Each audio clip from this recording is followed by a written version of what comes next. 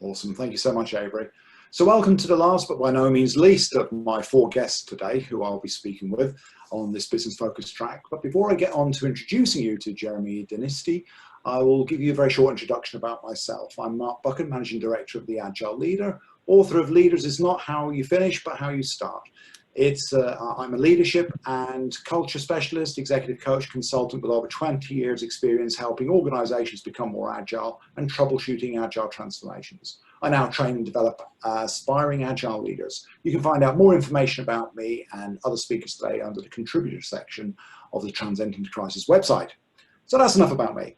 Without further ado, Jeremy Denisty is the customer director and operational lead at Scopernia's MENA office. That's Middle East and North Africa. Yeah, for those of us who didn't know, I had to go and look that up last night. So there we go. Office as part of his role. He supports clients in future-proofing their businesses by crafting transformation innovation strategies based on Scopernia's unique perspective, leading them to accelerated growth. Before joining Scopernia, Jeremy worked for over 4 years at Unilever in France, Belgium, and the Netherlands as a marketing and sales manager, where he was, among other things, responsible for the launch of Unilever's beverage brand in Belgium. Jeremy's experience and drive to grow people and businesses in innovative ways. This is why I'm looking forward to hearing Jeremy discuss the adaptive resilient organization with me today. So welcome, Jeremy. Been looking forward to this. Hi, Mark, me too, and happy birthday to start everything. Oh, somebody remember. Awesome. Yeah, yes. I'm very happy to have the chance to spend 30 minutes of your day together with you. No, honestly, it's my pleasure. Like I say, I've been looking forward to this. So look, let's get my birthday out of the way. I've got the beers all ready. So let's talk about adaptive resilient organization. So could you help me understand then, from your perspective, what makes an organization adaptive and resilient? Yeah, it's so let me take you through the thought process. So just like you said in the introduction, we at Scopernia are all about making organizations future-proof. And if you take a look at how organizations try to make themselves future-proof, what you really see is that in times of economic prosperity, they do this through innovation. They want to be disruptive. They want to create new things. They want to be better than their competitors. And in times of crisis, just like what we are having right now, they do it through transformation. And I'm not saying it's the right way to do it. As a matter of fact, when you see companies in times of crisis doing innovation, those are the companies that will thrive really in the future and be the great at what they can do. So this is not the perfect recipe, but it's the reality. So when the crisis started, we really started thinking, okay, how can we make the best mix of those both worlds? Like you would be constantly thinking about and innovation and transformation, and wouldn't that make you a stronger organization? And obviously the anti-fragility topic was huge. Everyone was talking about it. It's funny because Taleb has been writing about that kind of stuff for 20 years, and it's now that it becomes really popular. And we really started thinking, but anti-fragility for an organization, is this something that really exists? Is this not really more of a utopia, like this crazy idea that you would have an organization that can sustain every type of black swan, white swan, gray rhino, whatever that comes in their way and then thrive in the future? Or isn't it more about making sure that when you get hit by something, you get up and then you adapt your positioning in the market to never get hit in that same way again? And that is the whole concept about adaptive resilience. So it's being resilient. It's about being robust. It's being resilient in the sense that you get up again, you learn from your mistake, and you never get punched in the face the same way again. That was the whole concept of the adaptive resilience. So it sits between the robustness in Taleb's description of the scale about anti-fragility, and under anti-fragility that we see more as a utopia or as effective for large ecosystems rather than small or smaller organizations that are part of that ecosystem. Yeah, so you just mentioned something there. It just reminded me about an article I read of yours some weeks ago in preparing for this session. It's the analogy of the boxer. I mean, Exactly. Yeah. It's a really, really useful analogy. Would you like to just talk us through that? Because the whole punching in the face, people don't get that, but. And that actually didn't even come from us. We were interviewing some stakeholders we write books at Scopernia. We were writing one book about ecosystem that actually comes out in a couple of weeks. And we were interviewing one special forces operator. So, those kinds of people that are constantly facing uncertain and unexpected events that can have, as a matter of fact, a life or death decision on them or other people. And he was giving us this boxer analogy. It was like when I'm in the ring and I'm boxing with someone, obviously I'm going to get some unexpected hits. And when I get hit, that's where the adaptive resilience comes up. I need to get up after I get hit, and I need to understand exactly how I get hit at that specific moment. And from this, I learn, and I make sure that I never get hit in the same way again. So I change my position, I change my guard, I adapt, and then I'd be ready to fight again. And that is where the adaptive resilience concept really comes from. When we heard that analogy, we said, okay, this is exactly what we're trying to put in place and what we're putting in place for organizations themselves. That's the position that we want to put our clients and our partners in. Yes, it's to be able to get up and box again, and hopefully win the battle. Yes, rather than just force. So hopefully. Yeah, hopefully. So you mentioned that. Did I hear you properly when you said earlier that it was something like transformation for innovation? Was that what a lot of organizations are going through at the moment? Is that what you described it? Yeah, no, I would describe, most of our organizations right now, they're going through a transformation, and to be honest, most of them, it's not even their choice. They had to. They had to adapt, they had to transform, because either they cannot open their physical shop, so they need to do more digital, or they cannot have their employees around them, they cannot make deliveries. So a lot of organizations had to transform. And obviously, I think the concept of transformation and innovation are deeply interrelated. You can transform through innovation, and most of the time, a real innovation will be some sort of transformation. So those two concepts are really deeply interrelated. And where we're talking about, so the adaptive resilient organizations, and we break it down in 5 steps. In almost each and every step, you will find some of the innovation, some of the transformation that really comes back into it, and really entertain those two really important and capital concepts for an organization to thrive in the future. You see, that is so interesting to me, because this word transformation, to me is a bit of a misnomer sometimes, because while some people might be thinking they're transforming, I think all they're really doing, and please excuse, maybe this is not a very politically correct thing to say or a way to say it, but I'm going to say it anyway because I can't think of another one quick enough. But you're like moving the chairs on the Titanic. Transforming. Well, let's go and reorganize, or put the same people that we got in the organization in different positions, stuff like that. And that's the transformation. And in my book, I actually refer to that as pseudo transformation. It's not really transformation at all. It's the appearance of change on the top, but not really deep enough. So I like what you just said there, this idea, this notion about the innovation that goes behind it, because maybe this implies that there's different thinking. And sure enough, you're right. Some people have to now really think differently about where they are at the minute, because I think it was Ackerman and Anderson in their book on change management, name will come to me in a minute. Anyway, they talk about wake-up calls. And sometimes I think organizations have to go through these wake-up calls in order to sort of transform themselves. But as a result of that, then leaders need to change. And quite often that's the one key ingredient that I feel tends to be missing. Long way of sort of adding to what you were saying there, but ask you the question. Where do you see leadership fitting into all of this?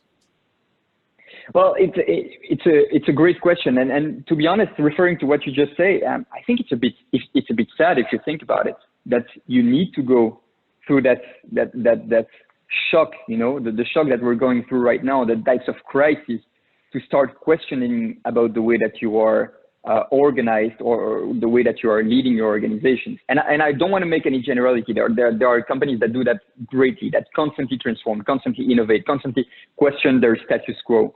But I think it is key as a leader's perspective, coming back to the topic on leadership, to be constantly questioning that status quo.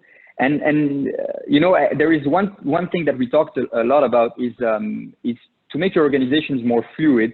We constantly advise clients to think about access over ownership. So instead of owning things, how can you get access to things? You know, and I'm not only talking about real estate, you know, owning your offices or getting access to your offices, but also talents, people. Who do you need right now in this exact moment? Who do you think you will need in 6 months, 10 months, 1 year, 2 years?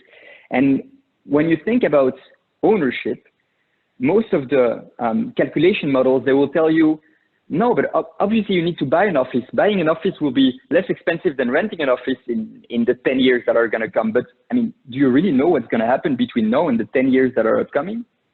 No, you don't. You don't. The world might completely change. Your business might not even be relevant. You might not need that kind of office in the 10 years that are coming. So we make, as leaders, leaders need to make those long-term decisions, but they make it taking into account the reality and the facts that they see today, thinking that it will be growing tomorrow or not really change in the way that they can change tomorrow. And that's a bit of a problem. And you know, we talk a lot about Taleb and Antifragile here, but actually in one of his books, Fooled by Randomness, in 2001, so that's 20 years ago, he really said the past is not a relevant sample of the future. And we constantly make decisions based on what we know and what we see in the past. It's a bias. It's a bias that we have, us as human beings. We take a look at the worst thing that ever happened, and you think, yeah, that's obviously the worst thing that can happen in the future. And that's a major mistake, because we talk about now this uncertainty and the coronavirus and COVID-19, this terrible crisis, and we think, yeah, some people say that we could have seen it coming. Some people say we couldn't have seen it coming. But as a matter of fact, it's really, really difficult to imagine that from the past, and there are also a lot of events that happen every day that you could never imagine that would have happened in the future. So as a leader, you constantly need to question the status quo. And you need to think that the reality that you know today will potentially not be the reality that you know tomorrow. And how do you do that? I mean, that's one of the things that you need to do is get out of the building, talk with other people, talk with people that can shift your perspective, that have another idea of another way of seeing how things can turn out and how the future could look like. And that will bring you a lot of different perspectives that you can narrow down and thinking, okay, if this is the potential future, that is my action plan. If that is the potential future, that is my action plan. And I'm not saying that will make you anti-fragile, but that will make you more ready. And that is the key as a leader, is to make sure that your organization is more ready than it was yesterday for the future that is upcoming. See, I love that expression, and it's a wonderful conflicting values expression, the access over ownership. Because to give another example of that, I'm sure you're familiar with Haier, the Chinese white goods manufacturer. Yeah, totally. Yeah. So, and their system of Rendan Haier. Yeah, there's all these like micro aspects to their business, and it's all about access and access. And they don't actually call them customers; they call them users. So how are they using? Yeah, exactly. It's that access to that information which makes a huge difference, to this. And this idea of ownership. See, ownership, that is an attachment, isn't it? When you own something, you're stuck with it. It's like being married to it. So not that marriage is a bad thing, but the whole thing about being stuck with something, it's like, well, what are we now going to do? It's you want to make yourself as flexible as possible. So I really like this. I get the idea that this idea of adaptivity can come from less ownership. So I really like that. So resonates quite strong. And we use Haier as a best practice example in almost all of our clients' work when we need to give an example of what is an organization that we believe do things really how they should do it. Because Haier it's an awesome organization. It's huge, but they are split in a lot of micro enterprises, which means that if one micro enterprise fails, it doesn't fail the system. And the micro enterprise can either fail or thrive. And if it thrives, it benefits the system. But if it fails, you can just cut it out of the whole system and you don't fail the whole system. So Hire is an extremely interesting case. And I think a lot of companies should take example of what they're actually doing and putting into place. Oh yeah, I mean, again, I'm quite a fan of Zhang Ruan, who's the CEO from Hire. Yeah, it's some great talks, and they're translated on the internet as well. So, but yeah, in terms of just giving people some takeaways from this is really interesting. I could talk to you for hours about that. It's a hugely interesting model. It's fascinating. Exactly. So look, let me just keep track of my time. Yeah, we're doing well with time and everything. I've got some things just popped up in the questions and answers. Are you ready for a question, Jeremy? Yes, totally. Yeah, so let's see. So can this adaptive resilience approach be adapted from the organizational level to the team or individual level? Yeah, yes, definitely. So we haven't talked about. Sorry, we haven't talked. No. So it's a great question, and it can definitely be. So we haven't talked about the different levers that we use in the adaptive resilience organization. Obviously, there is a model that is divided in 5 different things. The first one is frequent future scenario planning. The second one is making sure that you have fluid operations. The third one is twin organization, so a good balance between a physical business and a digital business. The fourth one is the partnership philosophy. So how do you make sure that you create an ecosystem, or we even call it a meta system of partners that can really support you.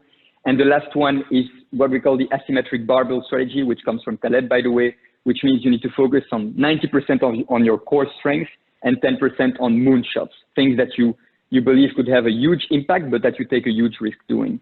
And this you can actually apply to the organization as a whole, really, with the leadership team. But you can also apply it to a small team, because any small team tackling whatever business challenge that they're doing, and that can be B2B, B2C, or even optimizing a logistics process or something like that, you can take a look at what does the future entails. What are potential futures? How do we prepare for potential futures? And that's the first one. The second one, fluid operations. How do we make our operations more fluid, more agile? So just exactly like we talked with Hire. How can I make my operations in the sense that I'm not burdened by really huge fixed costs, a huge structure? And you can have that kind of reasoning. And I'm not going to go over again to the 5 points, but you can have that reasoning for the organization as a whole and for the small nuggets within the organization. And we've done that exercise, to be honest, with business units within an organization that were really struggling and trying to find their future and how to future-proof themselves within a successful organization, but they were not successful. And we did that work together with smaller business units. Wow, that's quite stunning. There's a lot in that answer. And again, I seem to remember as well, in reading your article, was that aspect of businesses now, they seem to be either dropping the high street, they're having the traditional model and now going for online. But equally, you were saying about some online businesses now need to really start to think about, or maybe having a presence on the high street. Yeah, exactly. And that's the concept of the twin organization. So we don't say, so stop everything that you're doing physical now, go fully online. Online is the future, digital is the future. Yeah, obviously there is a part of that. But you see businesses like Amazon, which the purpose and values can be highly debatable, but the results are there. It's a very, very successful organization in terms of results. And they are, I would say, I don't know the exact number, but it can be 95% digital based. But what you have seen them doing in the last few years is that they are trying to be more in that physical space. When Jeff Bezos acquired Whole Foods, for example. So when everyone would tell you, yeah, retail, supermarket, physical retail, don't go even near that has no future. The guy that heads probably one of the most successful companies in the world, he buys a supermarket retail food chain, a physical food chain, as retail supermarket. And obviously there are many of reasons why he does it, because he wants to merge digital and physical. He wants to learn a lot. He wants to merge, he wants to create synergies between the two businesses. But that's exactly the point of the twin organization. If tomorrow the next black swan or the next terrible event that we see coming, and I surely don't hope that it comes, is that we lose all of our internet capabilities. There is no internet. Tomorrow we wake up, no internet, nowhere. I don't know why, I don't know how, don't ask me to explain, but it happens. Let's say it happens.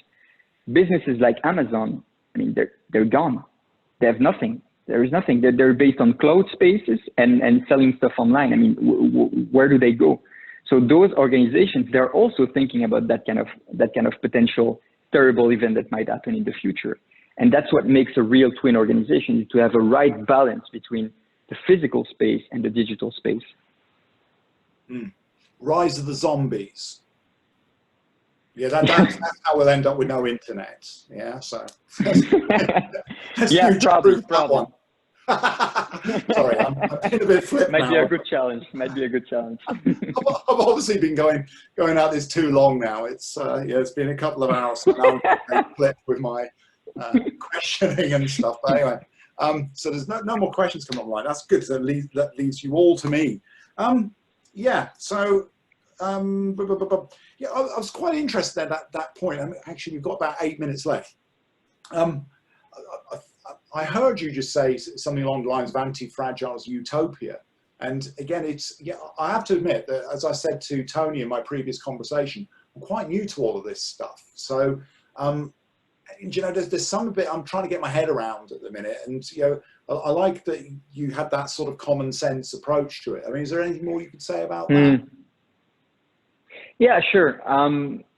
You know, in the way that the concept and the theory around anti-fragility is described, anti-fragility is always related to a large system, in the sense that the definition of anti-fragility itself is that it's truly dependent of the fragility of its components part, which means that, for example, you know, the evolution, the species evolution is an anti-fragile system, in the sense that if you have a species that is not fit anymore to survive in this world, it will disappear and others will appear.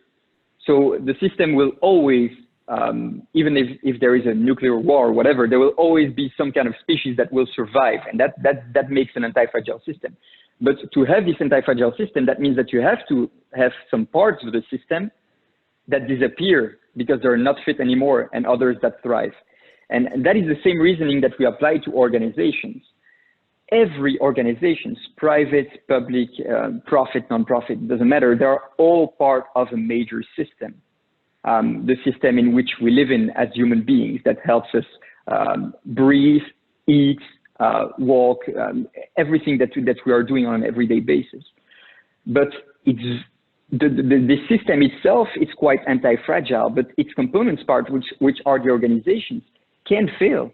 And most of the time, they will fail at some point. So an organization itself is fragile by definition to have an anti-fragile system. Now, the question is, so that is to me the whole utopia. There is no, you can give me any company in the world, how successful they are and how long they have been in the market or whatever. I'm pretty sure that in less than 3 minutes, if we talk about it, we will find an event, something that will put that company to the ground. Doesn't matter how smart their leaders are or well they're organized. I mean, there is always something. So it's a good target to reach for. It's a beautiful vision. It's a beautiful ambition to say, I want to become anti-fragile. But if you need to come to the concrete steps and the practical steps that you need to do, that's where you need to look at being more adaptive resilient. Because adaptive resilience, just like I said, we get knocked out to the ground, but how do you get up? How do you learn and never got knocked out that same way again? And all of those learning experiences, one after the other, will make you a very, very, very strong organization that is there to stay for the future, will make you basically future-proof. So just on that note, and then I've got my final question to ask you. It sounds like your definition there of resilience then does include the improvement as a result of a knockback, rather than just bouncing back, yeah? Exactly, yeah, totally. No, the improvement is a key part, And doesn't matter, I mean, even if you apply the adaptive resilient model that we have designed and you're extremely good, or you believe that you're on the top of everything, you will still, if something happens, you will still feel something. I mean, it's not possible that in all of the situations you will always thrive from every crisis. But from each of those small little crises that won't hit you as hard as it hit your neighbor or other people, very unfortunately, you will learn from them, and this will improve your own condition and your organization as a whole. Awesome, awesome.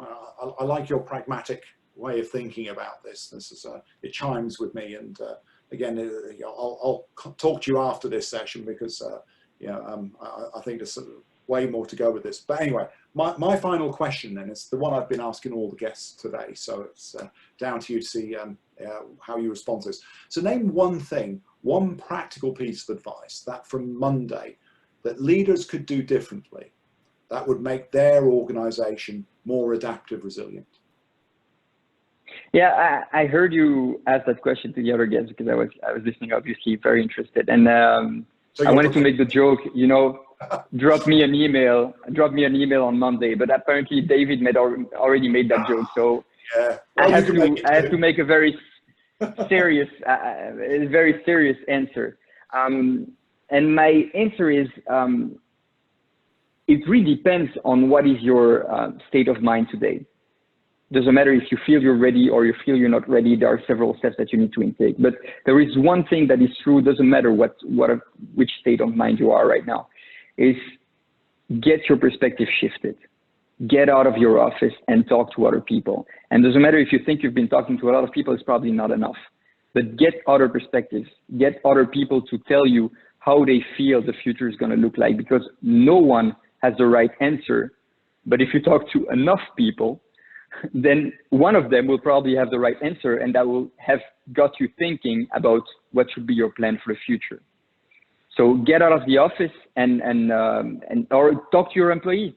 That's also a trend that a lot of great companies do, and not only in times of crisis, but on a regular basis, is to talk to their employee. Doesn't matter which level they are, because they have the true knowledge of your organization, and they are human beings that are feeling what's happening in the world as well. So that's your first source of inspiration, is to get down the office and talk to your employee, or get out of the office and talk to other people that will shift your perspective.